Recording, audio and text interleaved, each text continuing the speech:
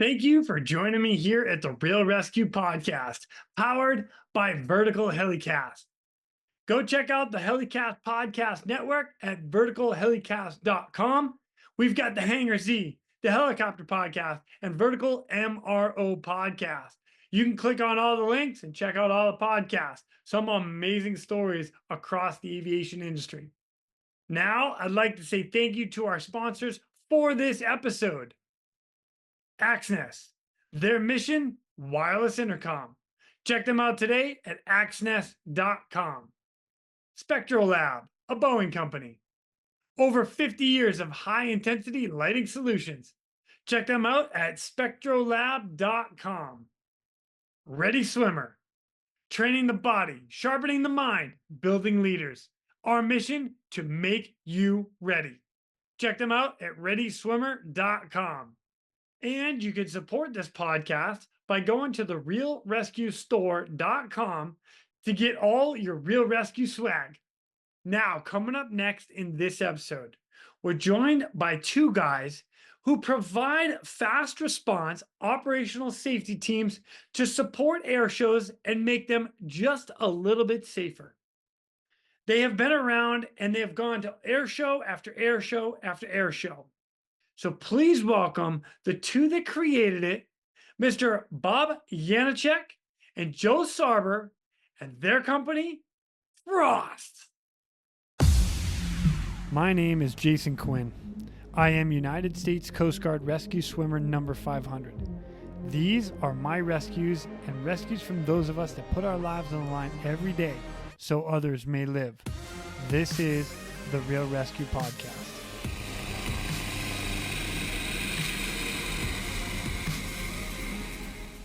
Ladies and gentlemen, welcome back to the Real ResQ Podcast. Man, today we've got a little fun episode because we already talked to one of our guests here, Mr. Joe Sarber. What's up, Joe? Welcome. What's back, happening, dude. buddy?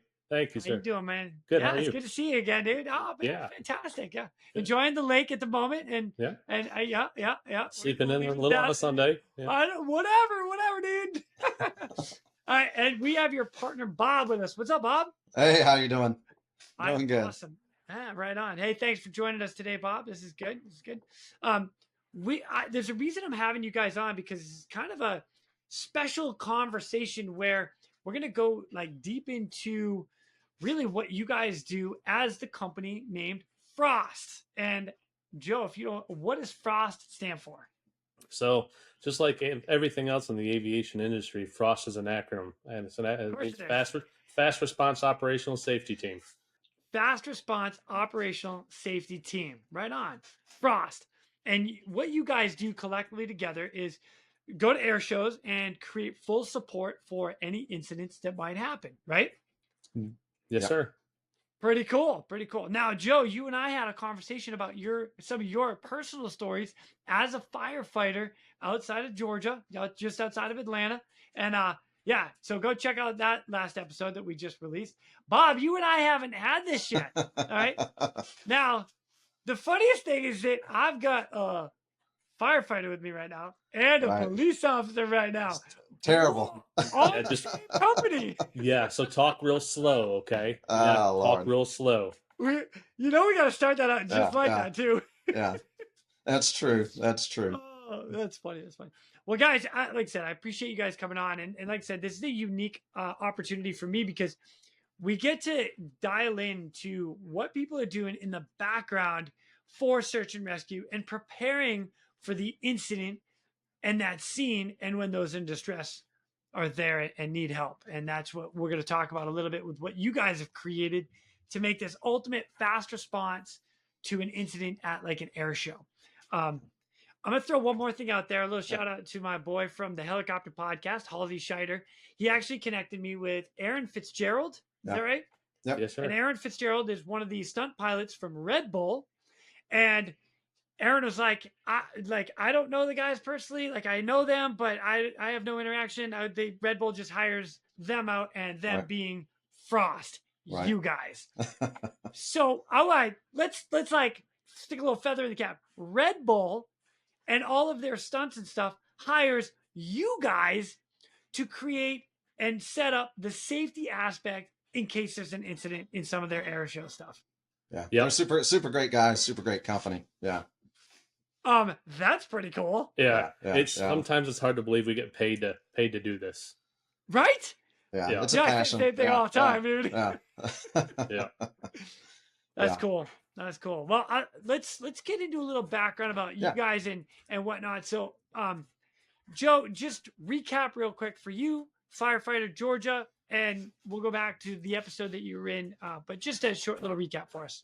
Yeah. So I'm a career firefighter for the suburbs of Atlanta. Been on the department for coming up on 15 years now. I've always been into aviation, and that's kind of how the two married. So I got my ARF certification back in 2012, 13, somewhere around there. And it's just kind of steamrolled ever since. Love it. And Bob, yeah, you're a police officer, working with a firefighter. That's funny. So I'm a recently retired police officer. Hey, good for you. Hey, you know what? Shout out. Thank you for what you guys do. Well, thanks. Yeah. You guys don't get enough, and you're getting a lot of grief right now, and I'm sorry for it. Yeah. It comes with the job. Yeah. Sorry, we love it. But so my thing is aviation's always been in my blood. My father was in the Air Force for 22 years. Always been around airplanes and became a pilot, and also actually became an airshow pilot. I was flying a little German Focke-Wulf 149, the airshow circuit, and that's where I came up with the concept for Frost. Is we'd have a pilot briefing, and we'd meet with the local fire guys. Many of them were volunteers, and the one incident in particular, this is shortly after Amanda Franklin had her incident. I was talking to the firefighters, giving a brief, and one of them said, "Well, I've never seen one of these." And I was like, "Oh, you mean a German airplane?" And he said, "No, a airplane." And I thought to myself, this really isn't good. It's not good for me. And the air show or the city, whoever's putting on the event, is placing such a burden on these fire guys who are operating outside their normal realm of expertise. They may be great structure firefighters and car fires and medics, but you're throwing them into an environment that is totally outside their realm. So, and I sat there and thought, we have Red Bull has their own safety team back in the day, the NASCAR, because I live near NASCAR headquarters. They have their safety team. I am in Charlotte. What? Yeah. I was just there not too long ago. I'll call you next time. All right. So that's where I came. And then obviously during my career as a police officer, we learned that, most of the stuff that kills you will happen in the first, 90 seconds or so. So we're all certified in advanced tactical medics. And that's kind of what Frost does. We're there to basically get things taken care of quickly. That is cool. Well, I want to read an article real quick that was written about Frost in particular. And then I'm going to dive into a little bit deeper with you guys. But this was, I don't even know when it was written. I don't have a date on it, but that's okay. We've got, Frost, Making Air Shows Safer with Fast Response by Jim Frohnberger. And I'm just going to read the first paragraph. Aircraft down in the grass at taxiway Alpha 2. Booms the voice over the air show Airboss frequency, and almost immediately, several large emergency vehicles with flashing lights begin moving rapidly in the direction of the incident. But before these vehicles can move very far, 3 fast ATVs equipped with fire extinguishers and extraction equipment are already converging on the incident site to hopefully rescue the downed pilot. Holy cow, that's freaking awesome. So you guys are literally showing up on scene before anybody else. That's awesome. Yeah. That's the goal. All right, so let me start with this. Like, how and why did you create Frost? Because I know there's 2 incidents that and actually you just mentioned one there, Bob, Amanda Franklin. Yeah. So how and why did you guys create Frost? So Amanda, let's start off by saying Kyle. Kyle is a huge Frost supporter, huge advocate for us. He, unfortunately, him and his wife had a act where she was a wing walker. Kyle had taken off from the airport, got airborne, and his wife Amanda started the transition from the cockpit up to the wing. Well, Kyle had some engine problems. He tried to recall Amanda back to the cockpit, and he wasn't going to make the runway. Amanda got in the cockpit but was unable to secure herself, and Kyle had to put it down in a brush of briars. Well, unfortunately, when they impacted, the smoke oil pump, which generates that nice smoke trail behind the aircraft, continued to pump raw smoke oil on the exhaust manifold and caught fire. Amanda was entangled in what I believe was wires in the aircraft and could not get her out when the plane caught fire. Kyle was able to get out and try to save her, but couldn't. The heat pushed him back. The fire department responded, and due to the location of the incident, could not get to her fast enough. So unfortunately, Amanda burned. They were able to get her out, and she survived a couple more days in the hospital before she unfortunately perished. Wow. Dang, that's terrible. Well, but it does make that idea to drive forward and create something to prevent that again. I get it. Yeah. Now, what about the Eddie Andrini incident? Yeah, and that one was which Air Force base was that at, Joe? Do you remember? In California. It was I can't remember which one, but that was one where that one really hit home because Eddie had a totally survivable incident. He was doing an inverted ribbon cut, and things happen, and whether it's wind or whatever, so he basically landed the biplane upside down and slid down the runway and went off thing, and he was perfectly fine. Unfortunately, you can't get out that type of aircraft he was flying without lifting it up. So it slid off the runway into the grass, and he was on the radio with the air boss saying, "I'm fine," everything else. But then a small fire started in the cowling. And it goes back to what we were saying earlier, that anytime you're operating outside your realm of expertise, it doesn't go well. So the Air Force, and since then they made some changes, but operated with their standard SOP for an aviation incident. So all the fire trucks were staged in inappropriate areas. And it took minutes to get there. And he basically... How many? 7 minutes? 7 minutes. He basically died of smoke inhalation, eventually just burned. He had no physical injuries at all. And basically preventable. Yeah. And like I said, most of those things that happen, if someone could have been there in the first, 30 seconds, you literally probably could have put the fire out with a can of soda. It was that minor, right? The fuel tanks didn't erupt or anything. It literally was just a small fire in the cowling that just slowly spread. Oh man. Yeah. So that's stuck upside down. Yeah. The only way to get out of the aircraft is to flip it right side up. Yeah. So that's why we, our policy is we stage as close as we can safely, but our vehicles are so small. We're literally sometimes just, 100 feet from the edge of the runway. So that would have been an instant to where Eddie would still be with us. Absolutely. Wow. So you just mentioned that, and I want to dive into that a little bit deeper. So you're saying that you guys set up in a spot where you're cutting 7 minutes down to what, 3? Seconds, just a couple seconds. 30 seconds. Yeah. Or less. Yeah. Or less. Yeah. Wow. Yeah. Oh, heck yeah. Okay. All right. Yeah. I'm going to say a minute. All right. I'm gonna give you guys the benefit of the doubt. Maybe you were sipping your Red Bull. Yeah. Before you hit the gas on the quad. Right. Yeah. But So the FAA has a standard in waivered airspace. So in order to have an air show, you have to show the FAA that you can meet those standards. And one of those standards is you have to be able to respond anywhere inside the aerobatic box within a minute or less. That's where Frost comes in, right? We can be there. I think our slowest response time was 32 seconds. It was at Terre Haute, Indiana, and the air boss tried to get us. He tried to get us, and we were still there in 32 seconds. Most of the time, our response time's anywhere between 10 and 20 seconds. Holy smoke. All right. So let's paint the picture a little bit, because you just said the show, right? In the airspace.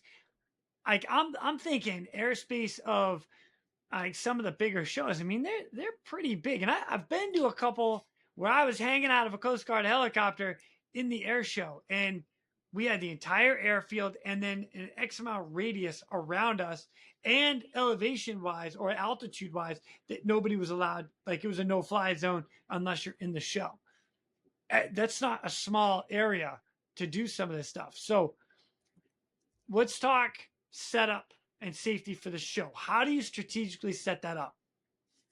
Well, it's all numbers, right? So for easy math, if you got a 6,000 foot runway, if you put a machine at the 1,500 foot line, the 3,000 foot line, and the 4,500 foot line, now you've only got separation of 1,500 feet, right? So that's why Yeah. we have 3 units.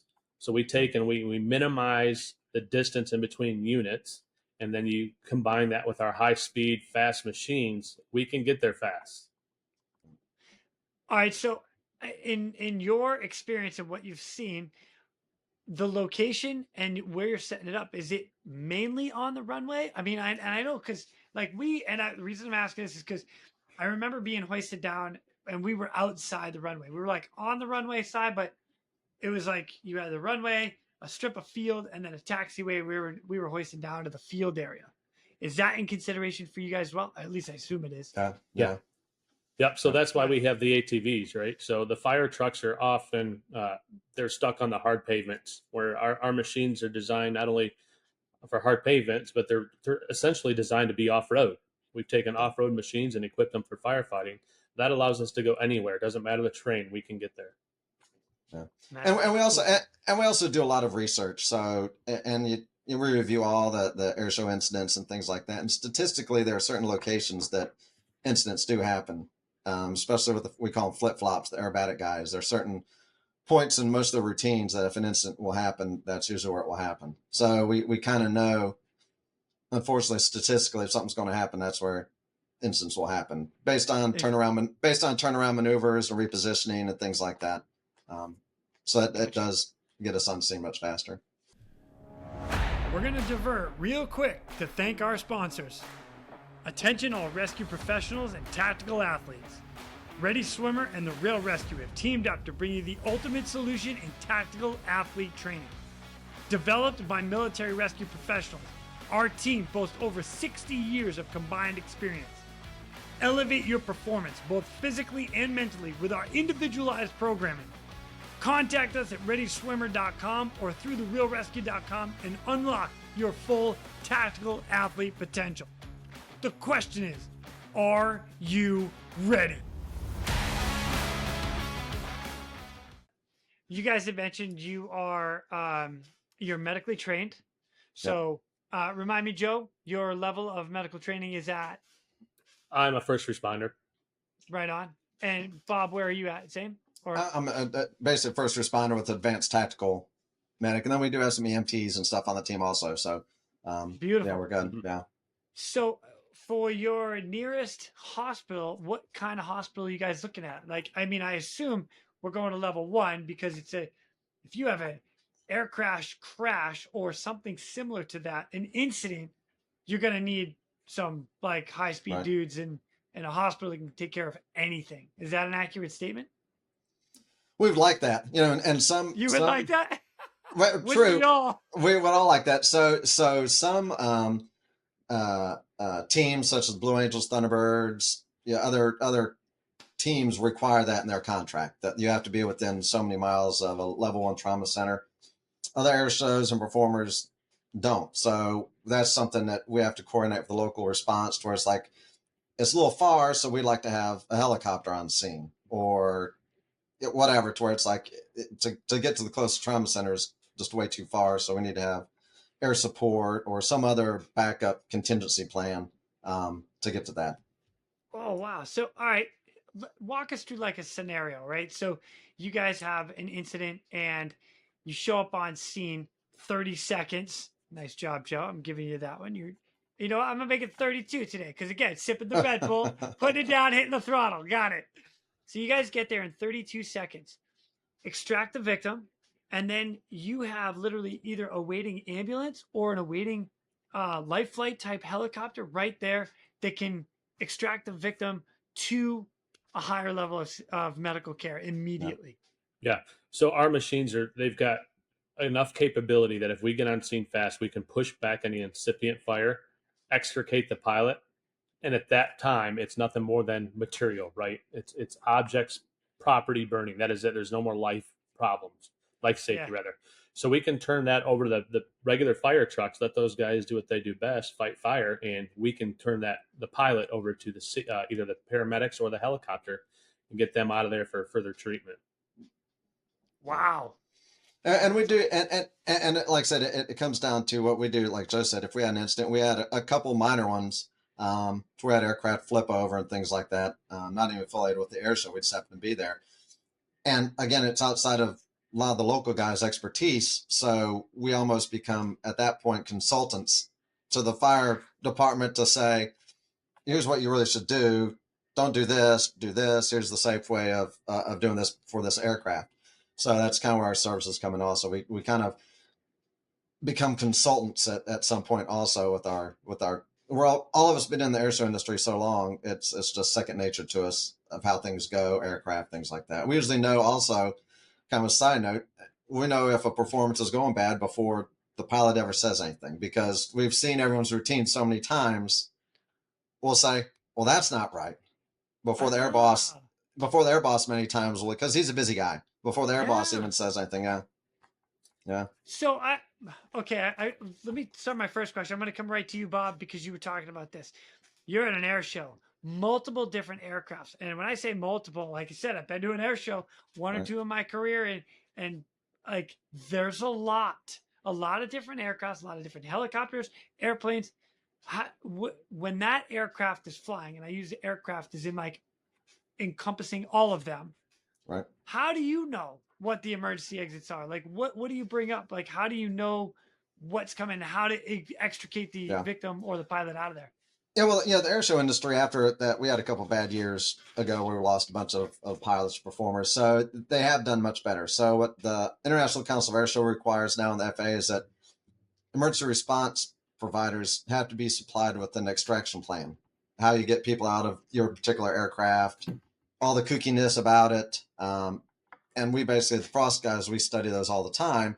And what we also do, part of our service, we provide those documents to the local fire department and all the officials. So we just happen to know, as far as us, we see the same aircraft all the time usually anyway. But for the new guys, as far as the local fire department, we provide those documents. So they can study them ahead of time, and also during the show, they could pull them up on their iPad and say, oh, okay, here's the master cutoff switch. Here's the fuel shut off. Here's the mixture. Here's how you open the doors.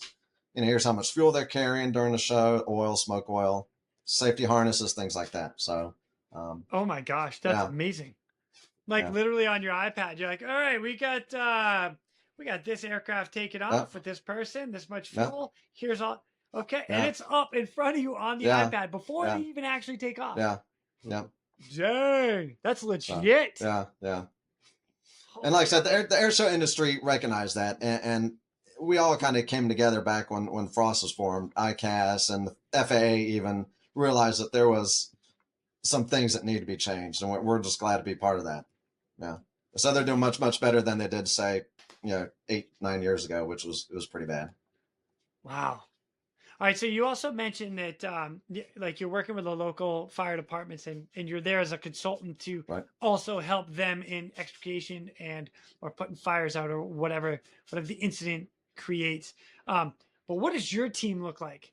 Like, how many guys do you have per air show? Like, how's that work out? So it depends on the size of the show, right? So typically on a typical air show, we'll have 4 of us that travel. Our team is comprised of, there's 11 of us across the United States. As far east as North Carolina, Oklahoma, Wisconsin, Colorado, Georgia, Tennessee. We're just from all over. So we kind of, at the beginning of the year, we know our schedule for the year, and we send it out to the team like, hey, what shows are on your top 2, top 3 you want to do? And we kind of fill in from there. That's pretty cool. 11 guys across the U.S. So none of you guys live together? Nope. No. Wow. I mean, we're probably the closest. Charlotte to Atlanta. That's probably the closest of the 2. Yep. Yeah, firefighter, cop. That's close enough. I get it. Close enough. Is the other 9 guys that you have on the team, are they all first responders and firefighter and police? So we have a very unique hiring process. So first of all, you got to meet the criteria. You got to be firefighter, and you have to be at least had or have the ARF certification, right? And then what we do is ARF certification, ARFF, Airport Rescue Firefighter. So, yep. And so in order, you have to have those 2 requirements to be on the team. And then from there, what we do is we call it rushing the team. So typically the first air show of the season, which is usually Buckeye, Arizona, will bring the newbie out, and he'll spend the weekend with us. He'll work for us. He doesn't get paid. We cover his expenses, but he's rushing the team. And what that does is, because we spend so much time together with each other on the road, we got to make sure that that person fits the team. And it's not just because Bob and I own the business, we make the decision. We let the team make the decision. So they rush the team. If the team likes them, great, you're on the team. If the team doesn't like them, sorry, it's not going to work out for us. So we found that to work really good. It also helps give the rest of the team part ownership of it. Frost is a team. That's exactly what it is. So everybody's opinion is important. And it comes down like if you're in the air show industry, it's a big industry, but it's a very small group of people. If that makes sense, to where it's almost like NASCAR, to where you have this industry that's spread across North America, but the performers is really a small group of people. So we pretty much know everybody. So it very rarely do we go to a show that we don't personally know pretty much every performer. It's just, you're like, oh, who's going to be at this show? And we just know them. So I think that's where them and their family feel comfortable having us there, because I think we have that personal connection. So they know we're going to go the extra mile to make sure they're safe, because they're kind of looking out for your actual family member. Yeah. And with all the traveling that you guys do collectively together at each show, now all of a sudden you guys are having beers together after the show's over, and now you're all of a sudden friends. Now it's your friends that are flying, not just a client. Right. Yeah. Per se. Exactly. Yeah. Well, all the air show people, it's tight. Yeah, it's family. They're our family. So as we've said, it's people say, what's it like being in the air show industry? And I said, it's kind of like being a white collar carny, right? So we travel city to city with the same people over and over, and everyone sets up on Friday or Thursday. Everyone tears all their stuff down and they go to the next city the next weekend, all the way through the summer. We pretty much have the same schedule as NASCAR. It's basically February through November. That's it. Oh, so that's it's cool. a long schedule. Dang. Joe, you mentioned real quick that and I gotta bring this up for Bob. You said you gotta be a firefighter. Bob, well done. I don't know how you got it, but well done, Bob. By default, right? He's always wanted to be a firefighter. If he'd have scored 10 more points on that test, he could have become one. So this is his chance. You know what, Bob or Joe, you can't really say it because I know you wanted to be a cop first. I'm just saying, dude. Yeah. No, Are you the only police officer or retired? I am, and I think it came about that. And again, so I came up with the concept of Frost and approached Joe. And because I was in the air show industry flying so much, and just saw that need at so many shows and concerns from other pilots that I'd be flying with. And they're just like, this seems strange. So I was like, what firefighter do I know? I don't really know many of them. I take that back. I tell you, so my uncle was a firefighter. He was a career firefighter also. So the same city that I was a police officer. So it's kind of emergency services in the family. So, so we approached Joe and we kind of finalized all the ideas for Frost. So by default, since I was the first one, I get to keep it. You know what? Yeah. Take advantage where you can. Let's go, Bob. Let's go. Yeah, it's how Frost became Frost, how it came to fruition was so weird. Like it was like in our last podcast, right? Things had to fall in perfect place. And they did. Like we went from concept to business plan to product to our first show in 6 months. It literally, and so much of it went into research. We only have one chance to get it right. So we had so much research that we had to do. And then, of course, we had to meet with some investors. A great deal of money was put up front to start Frost. We were pioneering something new in the industry, a very stubborn industry, mind you. So we've paved the way. So I look back on it now and I'm in awe of what Bob and I have built. It's just incredible. That's cool. I think it's great. I really do. And again, the whole premise of the Real ResQ Podcast is, not only getting the stories, but it's all of the training and everything that we do prior to. And that's what you guys are doing now. You're setting up for the what if. which is like our world. That's what we do in the search and rescue world. It's like, well, what if this happens? Okay, well, we plan for that, and we try to mitigate here, and here. We want to go see cool air shows and acrobatics from like up in the air and people walking on wings and stuff. It's awesome. I want to be part of that. I love taking out of a helicopter in front of an air show. It's amazing, but there's risk involved with that. So, to put on a show, you have to mitigate in every aspect that you can. That's exactly what you guys are doing. This is awesome. I got to ask, because it is the Real ResQ Podcast, are there any incidents that you guys have had to actually respond to that stands out to you? Bob briefed Oh yeah. So our first incident, our first incident, it couldn't have happened any better, right? So it was in Kansas City, Kansas. We were doing an air show, and a dear friend of ours, Adam Shake and Bake Baker, he was flying down the runway. He was going north to south. I remember it vividly. And he was upside down. And when he went to roll, he was right side up. When he went to roll the aircraft upside down, he accidentally hit his ignition and shut the airplane off. Oh. So he was able to get back inverted and set it down. But before the air boss could yell, "Roll the trucks," we were already on the runway. And Bob was to him before the airplane stopped rolling. So it was, it took it was again the perfect storm, right? We had an incident, mind you, it was a benign incident, but the business model was proven because we were to him before he even stopped rolling. And he was obviously, there was nothing wrong with Adam. He did a great job getting the plane back right side up and on the runway and kept it on the runway. And we were to him and he said, "I'm all good," waved us off. And we went back to position. We got back to work. Yeah. Incident with no incident. Right. Yes. Oh, that's awesome. Yep. And I think and a lot of that stuff comes from that incident in particular, and even before then, the fact that we're in the air show industry for so long, we built this great trust from the air bosses. And if you're not sure what an air boss is, he kind of runs the air show and is in charge of everything during the wave space during the air show. And we built this great bond with them to where they trust us to do stuff like that, to where it's like we're have such a good feeling for the performers and everything else, and understand the routines that we know when something's not right, and they expect us to respond to that instead of wait for some sort of permission. But it takes a lot of a trust building over years to get to that point, because they're ultimately responsible for what happens. So they just don't want some willy-nilly guys running out on the runway doing stuff. So it's great that we've built that trust over these years. Man, that's cool. It's kind of blowing my mind right now thinking about like the aircraft has an incident, rolls back over it, and lands on the runway, and Bob, you're chasing it down with a quad. What? Yeah. That's kind of badass. I'm just saying, dude. Yeah. Wait for me. Yeah. That's cool. It was fun. Did you feel like law enforcement mode there? Like you were going, like it was full on escape? This guy won't stop.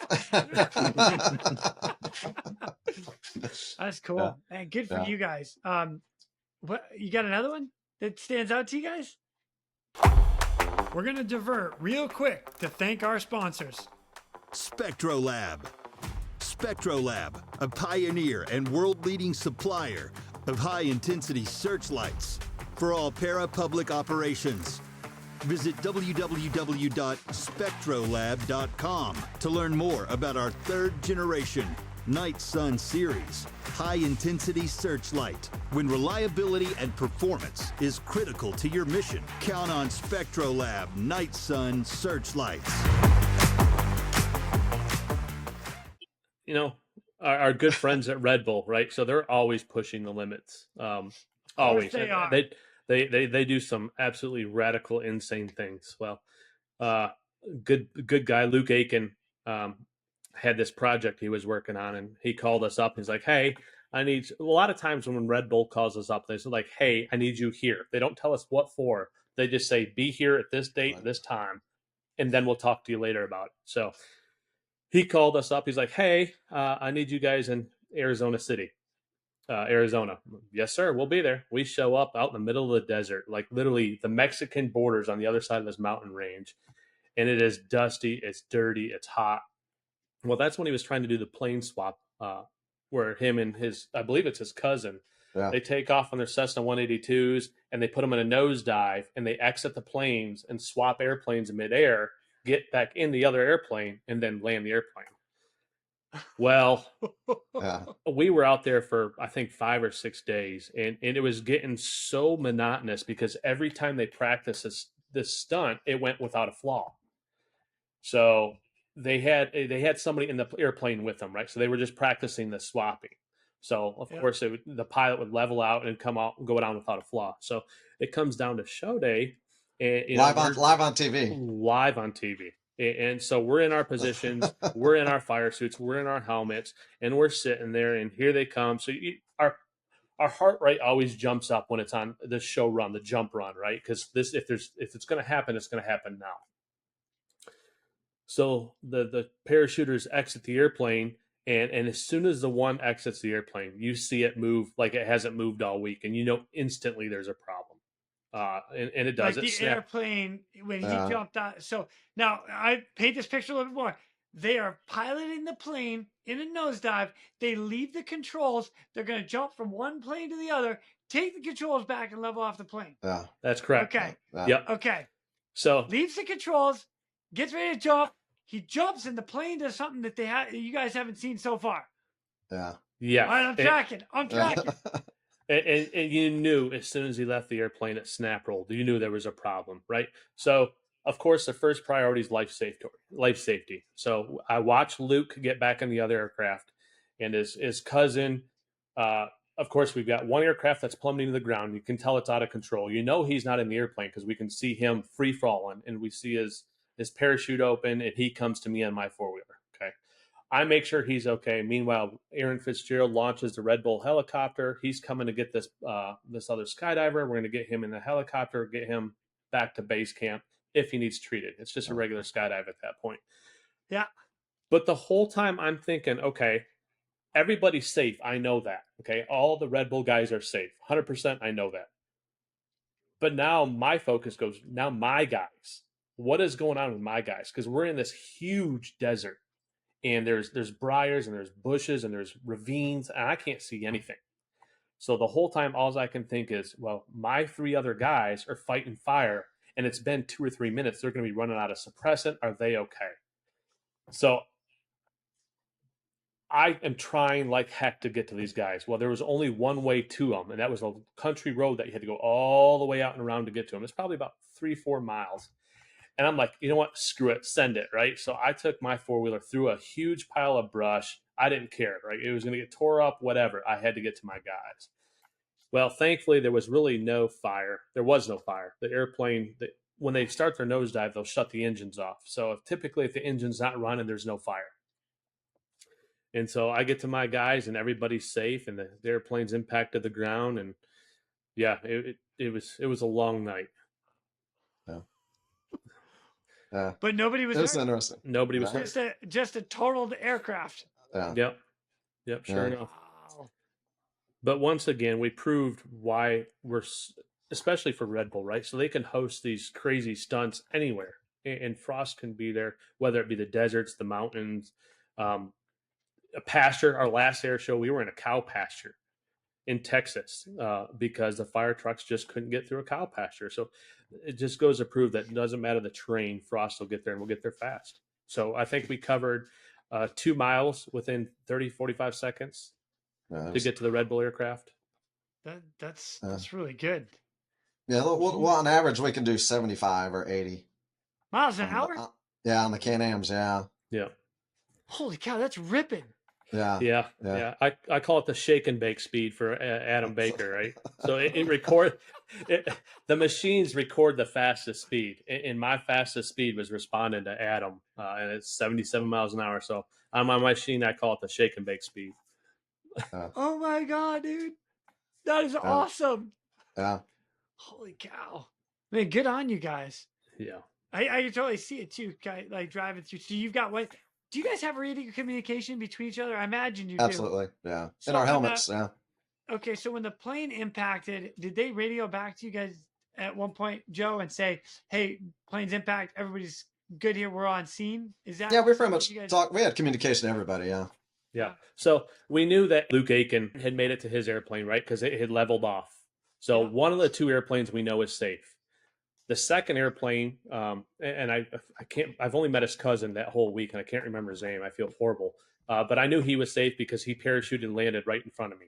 Right. So he gave me the thumbs up. I'm okay, which let me know that I could leave him, which actually Aaron was on top of us with a helicopter like nothing. So we got him in the helicopter. And that's when I went to find my guys to make sure they were all okay. Dang. Dude, that's cool. That's cool. Well done, boys. Well done. You and your team. It's pretty good. It's good stuff. All right. So now with all the stuff that you guys have responded to, because you've been doing this for quite a while now, and I'm gonna bring us down a little bit. And I hate to do this, but I am curious. Have you guys ever had to respond to a fatality or something where it's like you did your job, but it didn't quite go the way you would hoped it went? So obviously in our industry, there's an inherent risk. We all accept that risk. The pilots accept that risk. We accept that risk. Unfortunately, we have had a fatality. I don't want to dig too deep into the details. There was, it was a very unfortunate incident, but there was nothing at that point that we could do. So without digging too deep into it, there was just nothing we could do. So. And even in those incidents to where there's, whether there's nothing we could do or not, I think it gives the, for us to be able to respond quickly to an incident that might have taken the regular fire guys a long time to get to. I think it gives the family and the air show industry a little bit better feeling to know that absolutely everything was done that was possible to be done. That's like, again, that's what we're out to do. That's what we're trying to plan for. I like I said, I had to ask questions, just got more curiosity. And I mean, you guys are talking like some of the good that you're chasing down an airplane as it's running down the runway, and then guys jumping out of from plane to plane, and one pile drives in, and then you guys are like, hey, everybody's okay, but your response time is amazing. I know stuff happens. You see it on YouTube. The fact that you guys are there, I get it. I get it. Now I know one more thing about Frost. So I'm going to bring this up to an up note right now. And you guys don't just help out the air shows in like the pilots and airplanes. I know that's what you're there for all the time, but like you got the crowd maybe right behind you. You guys have actually had to respond to somebody in the crowd and help them out and then get them to like an ambulance and safety. What happened there? Yeah. So we were at one of our regular shows, we'll just say that. And I was sitting on my machine and I heard a whole lot of screaming, yelling coming from behind me, which usually indicates that there's something wrong. And I look over my shoulder and a gentleman, I believe, come to find out, had a stroke, passed out and hit his head on an aircraft and just gashed his head wide open. So we went from providing standby for an air show to helping somebody out in the crowd with, first response. We were there fast, started triaging the patient. We assisted the fire department who was right behind us in getting this patient packaged in an ambulance, hooked up to a monitor, fluids, and on his way to the hospital. Now, I don't know the outcome of the patient. What I heard that weekend, he was still alive and doing well. So I hope that all fared well for this gentleman. But you never know what we're going to get. One day is not the same as the next. Never know. Yeah. Wow, man. Good on you guys, man. Not just the air show and everything. Full on response. It's what we do. That's it. It's in your blood. You can't not but help. Yeah. Right? Yeah. It's almost scary how much you just something's going on. I want to go help. What can I do? Yeah. All right. So one of the things that you guys have done such an amazing job with not only creating Frost and the support that you've created to air shows, but you guys have been recognized for this.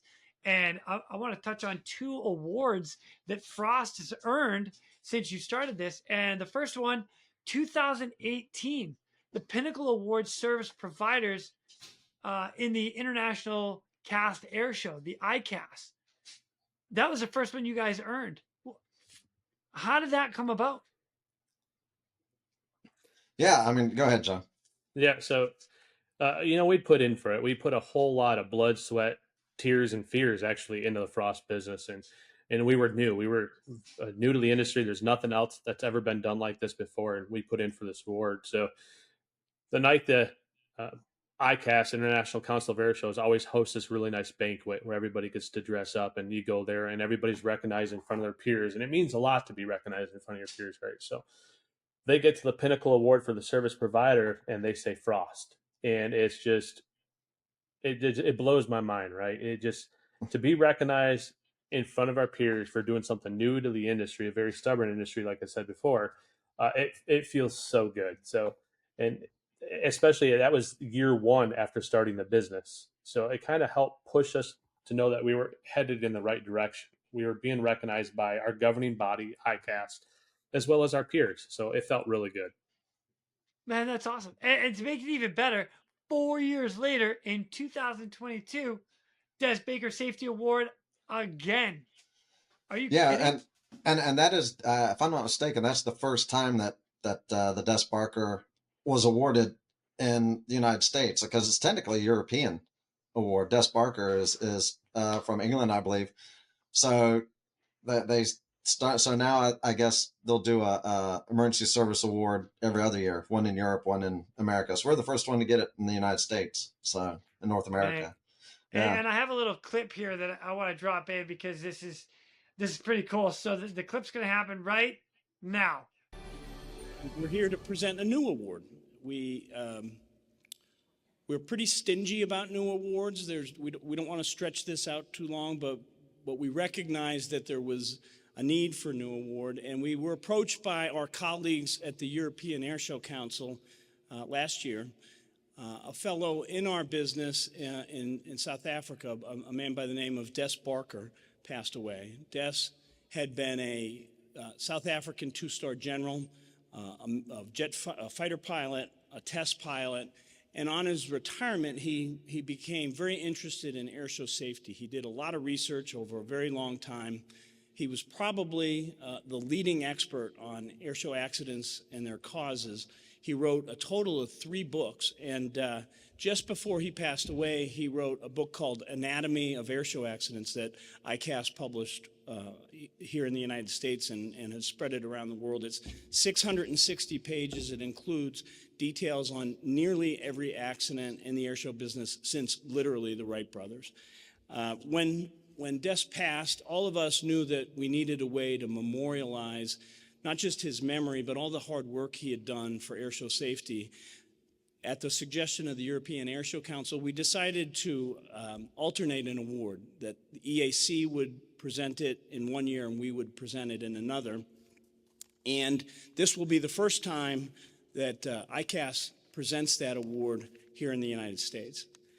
So we'll get right into it, and we'd like to welcome up the FROST team, the Fast Response Operational Safety Team. If you're in the airshow business, you know that from time to time we have accidents that absolutely insist on a fast response. And the kind of planes we fly, the situations that we're in, don't always lend themselves well to traditional firefighting techniques. These folks and a number of other people that work with them recognized that what they needed was an airshow-specific approach. They got an ATV, they outfitted it with state-of-the-art fire suppression equipment at a level that was appropriate for airshow fires and airshow accidents. They familiarized themselves with extraction, they're very well known with our performers, and they started the process of going to shows, being there not to be there instead of traditional firefighters, but to complement them. And their response rates have been amazing. In some cases, they're there in less than 10 seconds, and they have nearly always been there in less than a minute, which we know is a magic number to ensure, to increase the odds of survival in the event of a non-fatal accident before the fire gets out of control, if there is a fire. So they have done wonderful things for the business. They have done great things to advance the cause of safety in our industry, and they are the first recipients of the Des Barker Safety Award. Congratulations.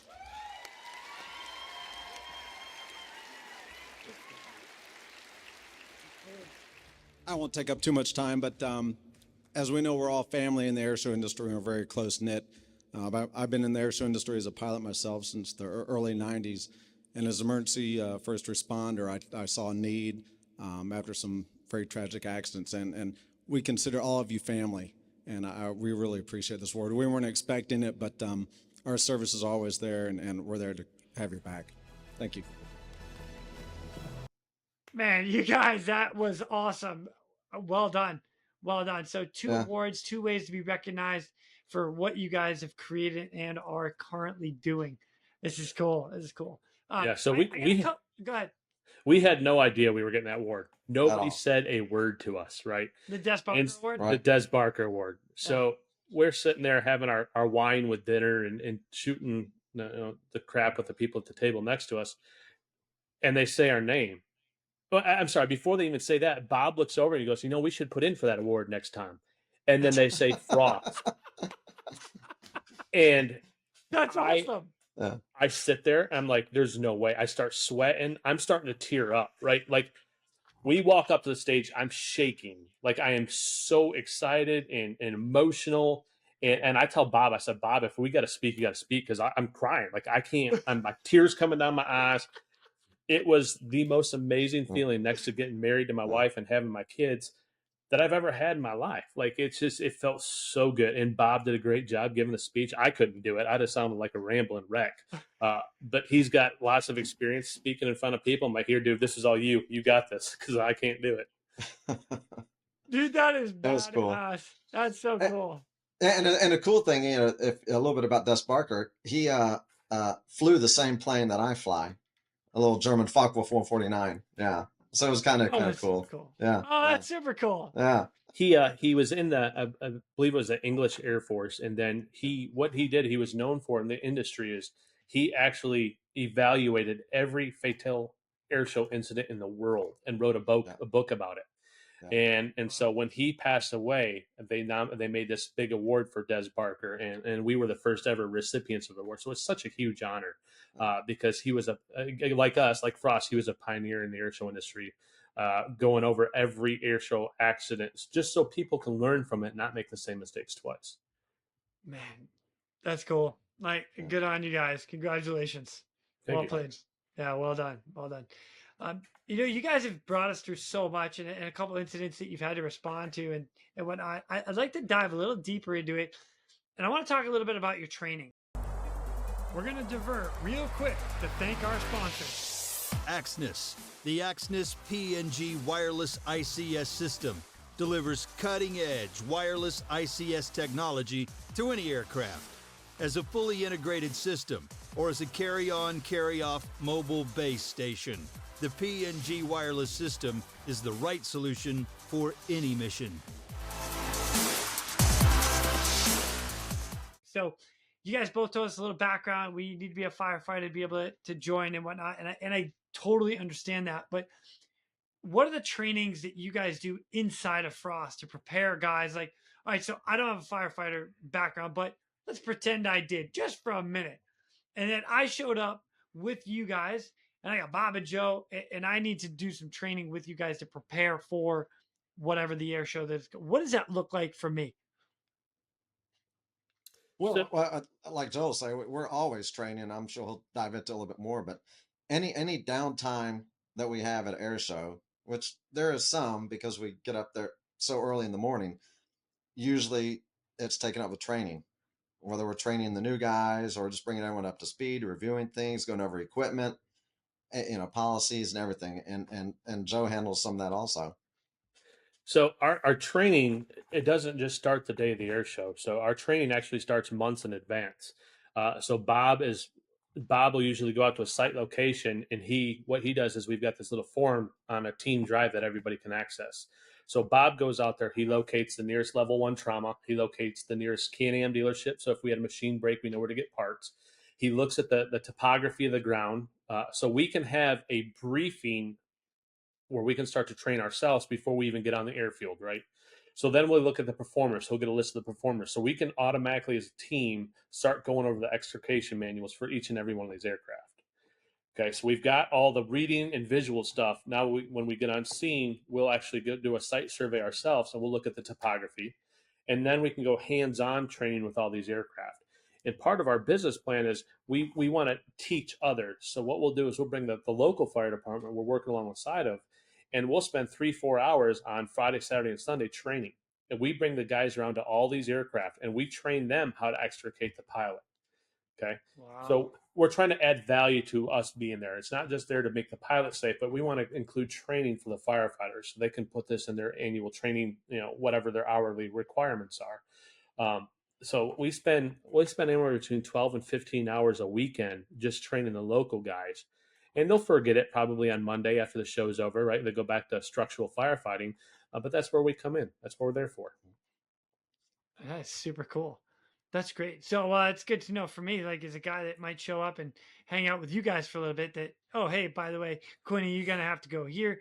Look at this aircraft here. And, oh, by the way, you're going to have it out on your iPad right here prior to them even taking off. So review this real quick. And this is how we're doing it. Man, that's awesome. The months prior that you mentioned, do you guys do like meetings and stuff and set up to talk about some of that stuff? Or is it more like as soon as you show up, let's get together, set up and go? Or both? A little bit of both. Yeah. We do a lot of Zoom meetings, conference calls, things like that. And the modern technology is the way to go because we have shared drives and Zoom and everything else. But then once we get on scene, it is a little bit of a logistical issue to get everything set up, lined up, and then we start having the one-on-one with everyone and kind of go from there. And it's, all air shows, like I said, it's almost like a carny thing, right? So the routine is very similar every show, even though it may be a different venue, different part of the country. They all kind of go the same way. So that's what we do. And then after the briefings and everything's done, everybody brings it in. All right, bring it in. 1, 2, 3, frost. Let's go. Yeah. I like it. Yep. I like it. We haven't really touched on too much of your equipment. So if you guys are okay with it, I'd love to learn a little bit more. Like you said, you set up three really ATVs in and around across the airfield to minimize your response to 30 seconds. So what are you guys bringing to the airstrip? So back when Bob came up with the idea of Frost, what we did is we put a list together of the requirements, right? These are goes and no-goes.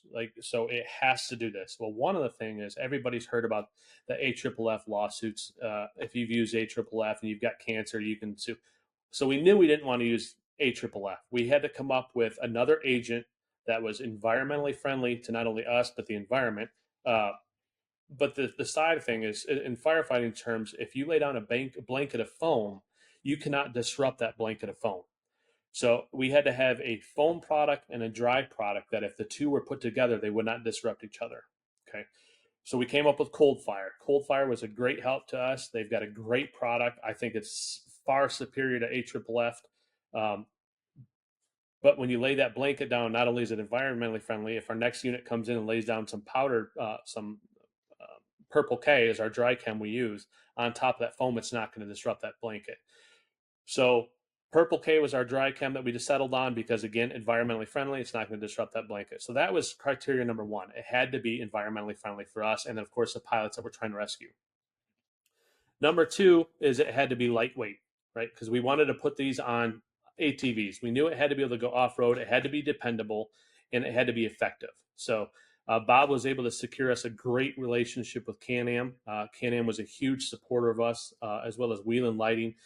They came on and they gave us 2 brand new four-wheelers every year. For the first 3 years, we had brand new Can-Am Outlander 1000. It's the biggest, baddest four-wheeler you could buy from Can-Am. Yeah, Can-Am. Yeah. Shout out to them. Thank you. Yes. Now we'll test and evaluate this for you, Can-Am, happily.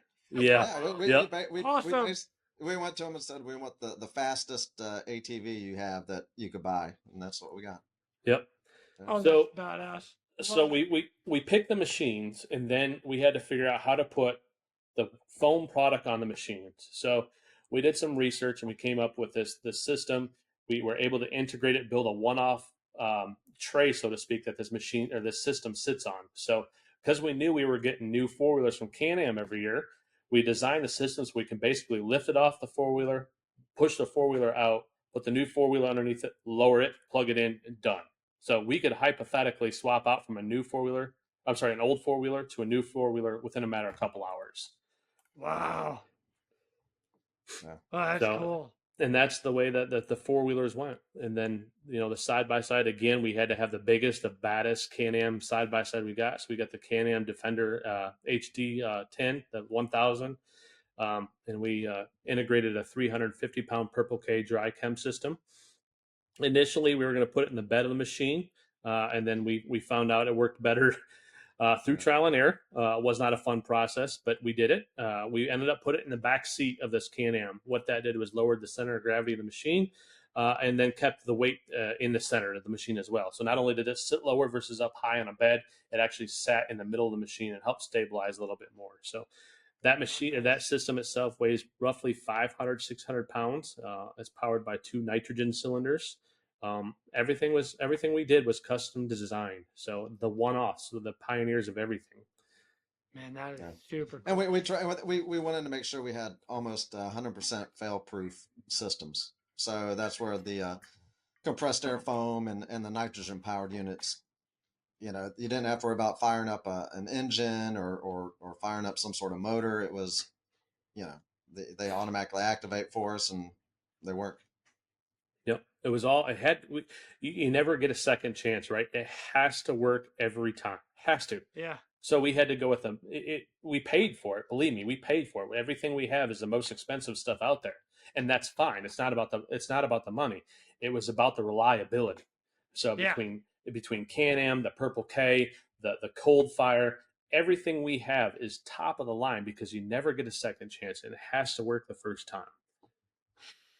There's a saying I like. It's called "You get what you pay for." It sounds like you got what you paid for. Mm-hmm. Absolutely. Yeah.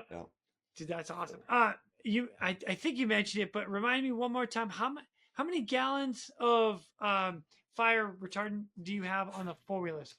So it's 21 gallons of compressed air foam. That comes out to about 300 gallons-ish of finished products, about a minute and 45 seconds worth of firefighting capability. So if we actually have to use that system, we can have it refilled back in line and in service ready to do it again in about 15 minutes. Okay. That's pretty good. Yeah, that's like a wow. And then, all right, next question with your equipment setup. So again, 3 set up across the airfield. If there's an incident, the closest person goes. Is everybody tracking there at once? So first guy laying the foam down, second guy's coming in with the Purple K on the side-by-side, and the next guy's coming with the next quad to finish it off if needed, yeah? Yeah. So if somebody's fighting fire, pushing fire back, the second machine, that crew is responsible for extricating the pilot, right? We have to get him or her out. At that point, if we get him out, it doesn't matter what's burning anymore. Got it. We just get to push the fire back from the pilot, extricate the pilot, then who cares at that point? It's just property. It's just matter. There's no life safety there. So at that point, that's where we turn over the big fire trucks. They still have all their water and there's no hurry. We'll put the fire out whenever we can, as long as that pilot's extricated. So we all converge and it's fast. It happens so fast. I'm going to have to make it a point to come hang out with you guys. I would love to see this in action, like for myself right there. Do you guys mind if I drop in and hang out? Yeah, come on. Yeah. All right. Yeah. We're going to make arrangements to make all this happen. I'm just going to throw that out there, okay? Maybe we'll throw some GoPros on the machines and All right, don't tease me. Like next thing you know, I'll have like 15 of them, and my wife will be like, "Why do we have a bill for 15 GoPros, honey? I had to do it. Business expense. Write off. I love it, dude. Mind your business, Mel. Mind your business. Oh yeah. You know what? When she flies to Georgia just for that comment, I can't stop her. I'm just letting you know. I'm gonna tell her you sent it to me in a text message.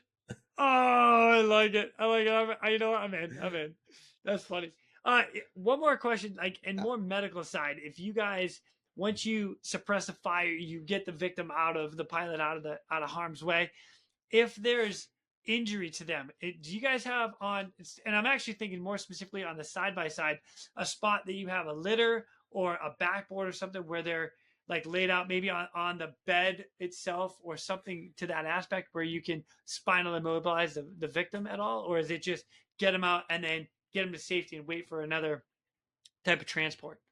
Yeah. So due to the size of our systems, there's not a whole lot of room on the machine between the system, the tools we have for extrication, extra fire extinguishers, our SCBA packs. There's just not a room to put a litter on there. However, what we'll do is we'll get the pilot out, we'll get them away from the scene where it's safe, and then we can start triaging or life support if we have to. Basic, well, not just basic, but CPR if we have to, and then we just wait for the ambulance to show up, and we'll go from there. So. Cool. With all of us being career first responders, it just comes naturally. It's instinct. Yeah, get them out. And I think, Joe, you and I might have actually talked about this on your podcast is, like we talk about getting them out of harm's way and into an area of safety, then treat. Like prevent them from dying and then treat. So yep. I get it. Right on. That's cool, man. That's super cool. I dig this, man. You guys, I'm coming down to hang out with you. I really am. All right, guys, this has been awesome information. One of the things that, again, one more curiosity than anything else. I mean, you guys are firefighters plus one cop that rolls up into an area where they've already got firefighters. They've already got this stuff. So are there challenges there? I know you said like you're giving them briefings and you're training them, but like in all reality, you're rolling up into somebody else's territory. That's like talk to me, man. That's true. And when we first started, we had some cold shoulders, and change is not easy. And like I said, firefighters please for all the type A personalities, and we like to have ownership. So part of our business models, we'll try and meet with those folks long ahead of time before the show, and we love to do a face-to-face if possible, and say, here's what we provide. Here's the services. We're not trying to take someone's job. We're not trying to kick you out of providing services to your air show, because we need you there. Legally, this is your property. This is your instant command situation. This is your airport. So we're here to back you up, to make you look better, and actually make it easier for your guys, and actually help prevent you from litigation because you're operating outside your realm of expertise. And it takes a little bit to break that shell, but it's getting better. And we've had a great track record that if we do a show, we're 99% of the time they have us back, just because they realize the value of they can let their guard down just a little bit because they know someone's there that understands what's going on in the entire industry. But yeah, so it does have its challenges, but we always work through. Nothing's impossible, right? Right on. Yeah, definitely. Nothing is impossible. It's just in how you word the question. Isn't that right, Joe? It's how you word the question. Oh, I dig it. Absolutely. Right on. Yeah. Guys, this has been an amazing interview with me. Thank you so much for joining me. How do people get in touch with you guys so they can find out a website, Instagram, whatever? Shout it out, all of it. Sure. Yeah, you can find us. We have social media, obviously, Facebook, Instagram. I think we do have a Twitter account. And you go to our website at, goforfrost.com. So it's go, the number 4, frost.com, and all our contact information is there. And we do air shows, but, not all air shows are over on land. We do water services. We do everything. So, anything that has to do with aviation. You do water service as well? Like, I do. Yeah, because and this little side note, the way a lot of these metropolitan areas are growing, where you used to be able to have an air show with the aerobatic boxes, now houses and businesses, but they do have a lake nearby. So now a lot of these places are moving their air show over water, which legally they can do, but you still have to have emergency response. And again, we're all rescue divers, so we fill that void also. So if you have a water show, you can give us a call also. That's pretty badass. So we went from Can-Am to Sea-Doo. Okay. Yeah, exactly. It's all about that Bombardier product, man. Let's go, boys. Dude, you better be calling me if we're in the water. I'm just saying, dude. I'm in, all right? You may know a thing or two, right? Yeah. I might know a thing or two about a thing or two when it comes to water rescue. I'm just saying. You go. Yeah. Dude, that's awesome.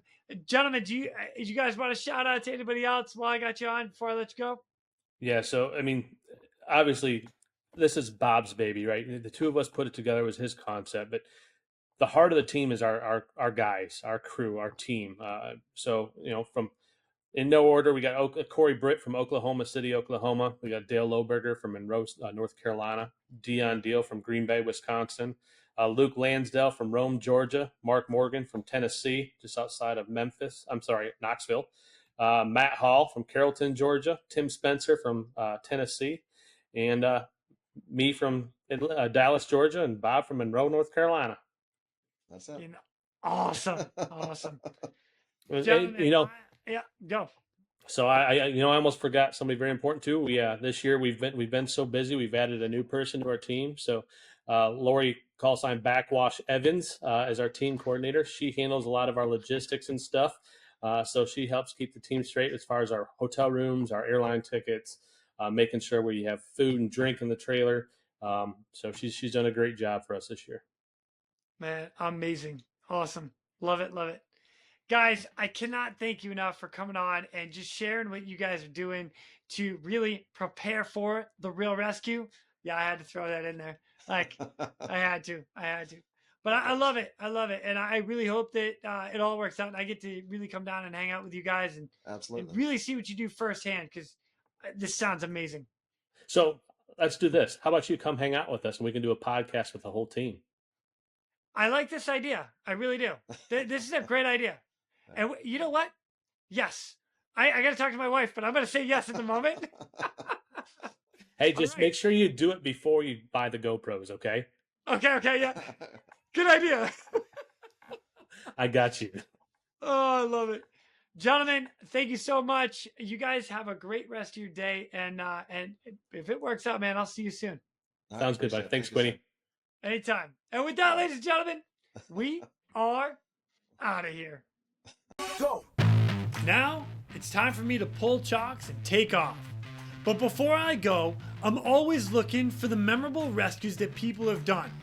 If you have one that you're willing to share or know somebody who has a story, please feel free to reach out to me. I'd love to highlight it here at the Real ResQ. For everybody that is standing by for that SAR alarm, remember, those in distress are praying for a miracle. They are going to get you. So until next time, fly safe and swim hard. Thank you for joining me today here at the Real ResQ Podcast, powered by Vertical Helicast. We'd also like to say thank you to our sponsors for this episode. SpectroLab. SpectroLab, a pioneer and world-leading supplier of high-intensity searchlights for all para-public operations. Visit www.spectrolab.com to learn more about our third generation Night Sun series high-intensity searchlight. When reliability and performance is critical to your mission, count on SpectroLab Night Sun searchlights. Axnis. The Axnis PNG wireless ICS system delivers cutting-edge wireless ICS technology to any aircraft. As a fully integrated system or as a carry-on, carry-off mobile base station, the PNG wireless system is the right solution for any mission. And attention all rescue professionals and tactical athletes. Ready Swimmer and the Real ResQ have teamed up to bring you the ultimate solution in tactical athlete training. Developed by military rescue professionals, our team boasts over 60 years of combined experience. Elevate your performance both physically and mentally with our individualized programming. Contact us at ReadySwimmer.com or through TheRealResQ.com and unlock your full tactical athlete potential. The question is, are you ready?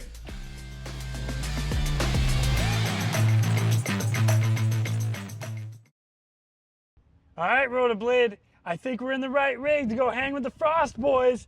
Let's go.